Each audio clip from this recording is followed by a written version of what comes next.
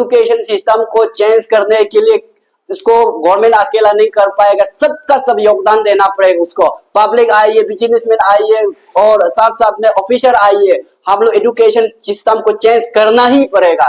तो इसलिए गवर्नमेंट को भी अंगुली उठाने के लिए पहले कुछ ना कुछ काम करना है, काम करने का बाद आप जो है अंगुली उठा सकता है, बिना काम करके अंगुली नहीं उठाना है। गुड इवनिंग सबको।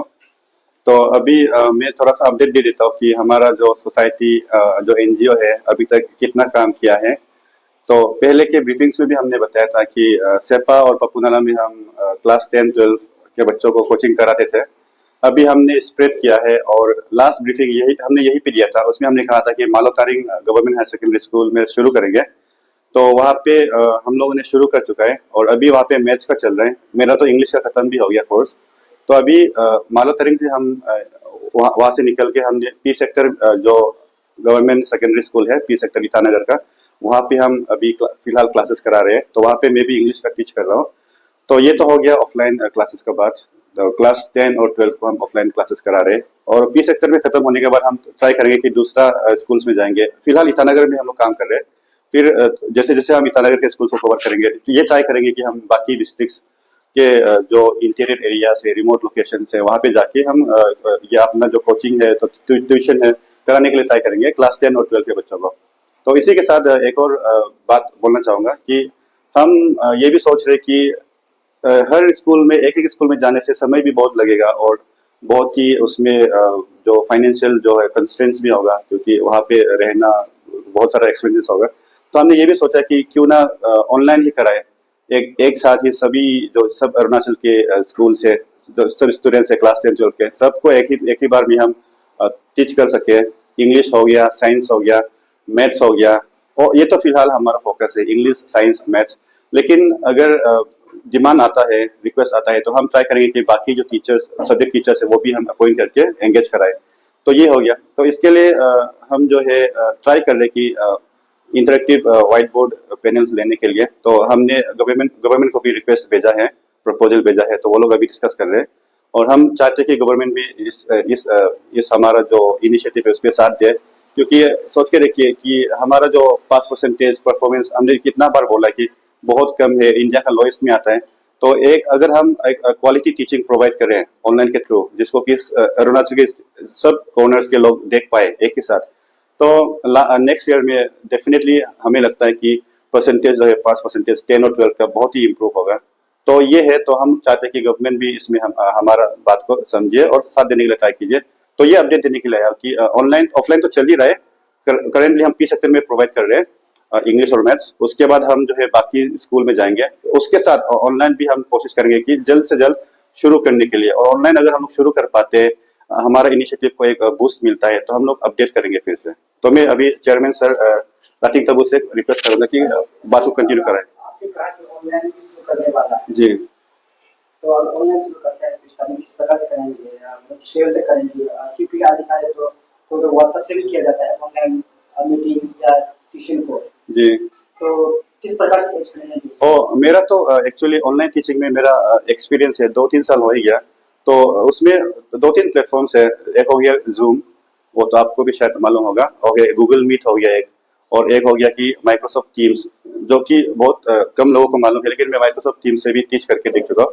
तो लेकिन मुझे लगता है कि फिलहाल तो मैं माइक्रोसॉफ्ट टीम से करा रहा हूँ, लेकिन क्योंकि एक टीम है और सबको कराना होगा, और माइक्रोसॉफ्ट टीम्स वगैरह, जूम वगैरह शायद सब लोग के लिए कन्वीनियंट नहीं होगा, और स्टूडेंट्स भी शायद वो सब कोई लॉगिन या अकाउंट भी क्रिएट नहीं कर पाएंगे। तो एक काम कर सकते हैं हम लोग, सीधा ओपन टू ऑल, सीधा यूट्यूब में हम लोग लाइव आ सकते हैं। वो भी एक ऑप्शन है। तो हम लोग उसको मेरे ख्याल से उसको एक्सप्लोर करना बेस्ट रहेगा।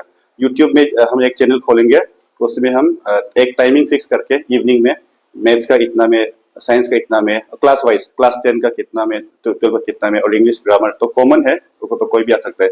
तो यूट्यूब में अगर हम ओपन टू ऑल कर देगा, वीडियो को पब्लिक कर देगा, तो मेरे ख्याल से वो बेस्ट रहेगा। उसके ऊपर तो हमें शायद एक डिस्कशन करना होगा। तो मैं चेयरमैन सर से रिक्वेस्ट करूंगा बात को आगे ले जाए। जैसे अंतोष सर ने आप सबको बताया है कि हम लोग का अरुणाचल प्रदेश एजुकेशनल सोसाइटी, हम लोग ऑनलाइन में भी अभी सारा स्टूडेंट को हम लोग बेनिफिट देने जा रहा है, ताकि सारा डिस्ट्रिक्ट का लोग भी हम लोग का काम से कुछ ना कुछ पढ़ाई का दुनिया में कुछ ना कुछ बेनिफिट मिल सके। तो आज हम यहाँ चैनल के माध्यम से मैं रिक्वेस्ट करना चाहता हूँ, हमारा जो अरुणाचल का मिस्टर अरुणाचल बन चुका है, मिस अरुणाचल जो विनर बन चुका है, आप सबको मैं अपील करता हूँ, आइए हम लोग का साथ में जुड़िए। आप एक एजुकेशन का क्षेत्र में एक रोल मॉडल प्ले कीजिए, आपका बहुत जरूरी है। और साथ में हमारा अरुणाचल का इंजीनियर डॉक्टर, मैं आपको हाथ जोड़ के मैं अपील करता हूँ कि आप आइए। आप स्टूडेंट लाइफ में सबसे टैलेंट होता है, तो इसलिए आपको मैं अपील कर रहा है, आप आइए, एक कदम हम लोग का साथ में दीजिए।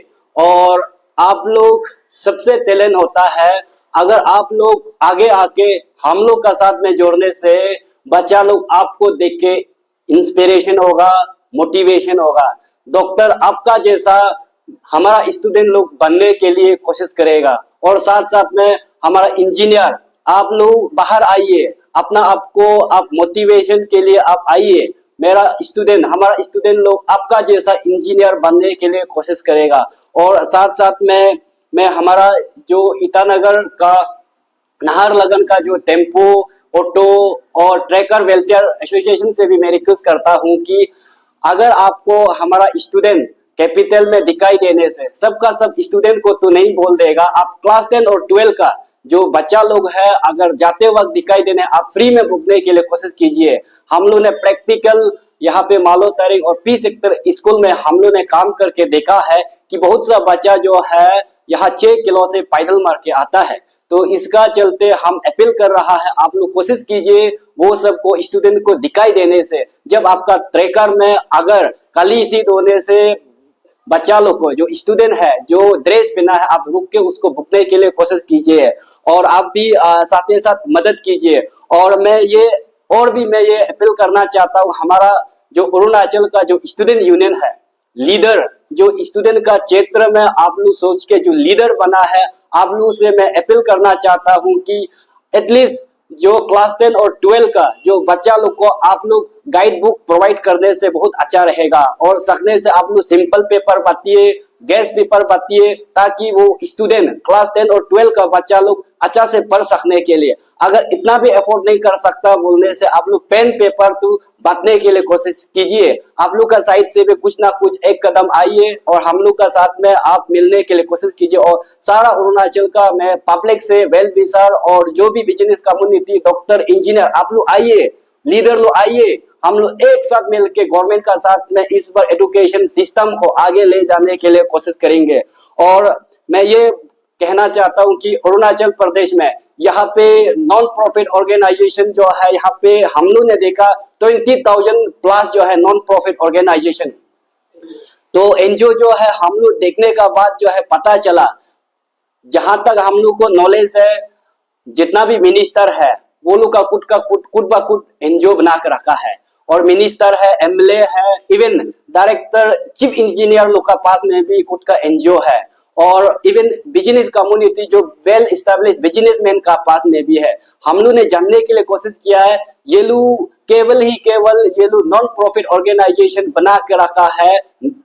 पूरा का पूरा तो नहीं बोल देगा, मैक्सिमम जो है ब्लैक मनी को व्हाइट करने के लिए रखा हुआ है। करोड़ ट्रांजैक्शन होता है उसमें। हम लोग ग्राउंड रियलिटी में देखने से दिखाई नहीं देता है कि वो लोग का काम को, मगर वो लोग का अकाउंट जो है करोड़ ट्रांजैक्शन होता है। तो इसका चलते जो है आप लोग मालूम है कि आपका सेविंग अकाउंट में अगर 1 करोड़ ट्रांजैक्शन होता होने से आपका ईडी, इनकम टैक्स अभी नोटिस आ जाए कि सोर्स ऑफ इनकम कहाँ से आया है। मगर हम लोग जो एनजीओ है, जैसे नॉन प्रॉफिट ऑर्गेनाइजेशन, सोसाइटी हो गया, ट्रस्ट हो गया, उसमें जो है ईडी और इनकम टैक्स जो है इतना उसमें जो है इंटरफेयर नहीं करता है। क्योंकि ये जो गरीब के लिए काम, वेलफेयर के लिए काम करता है बोल के, कि income tax act 1961 under section 80C के तहत उसको कुछ एग्जम्पशन दे के रखा है। उसको फायदा जो है हमारा अरुणाचल का बड़ा आदमी लोग, पैसा वाला लोग उसको यूज कर रहा है। इसलिए मैं देख के बहुत दुख लगता है। और साथ में आप लोग मालूम है कि यहाँ पे रिलीजियस के नाम पे, रिलीजियस भी एक नॉन प्रॉफिट ऑर्गेनाइजेशन है। ये करोड़ पैसा जो है ट्रांजैक्शन होता है।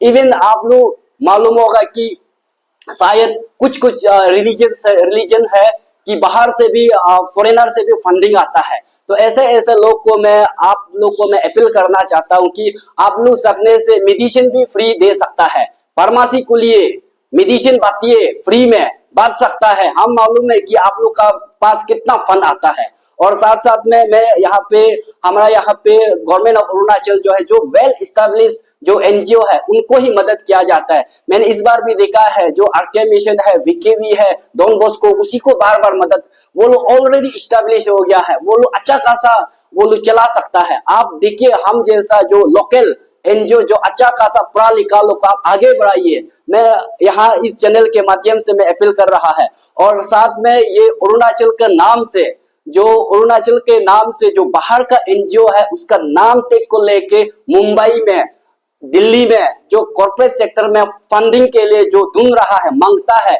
उनको भी मैं यहाँ से बोलता है कि हम लोग का इजाजत बिना, यहाँ का लोकल का इजाजत बिना आप अरुणाचल का नाम को लेके वहां कॉर्पोरेट सेक्टर में आप जो है फंडिंग मत मांगिए।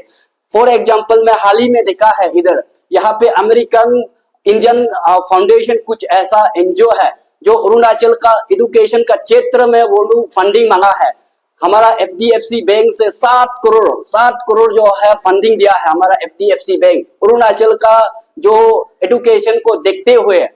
तो हम लोग ने ग्राउंड में देखने के लिए कोशिश किया है कि कोई काम नहीं किया है। और एक बार एनजीओ को एक बार डोनेट करने से वापस नहीं मांग सकता है, डोनेट हो गया।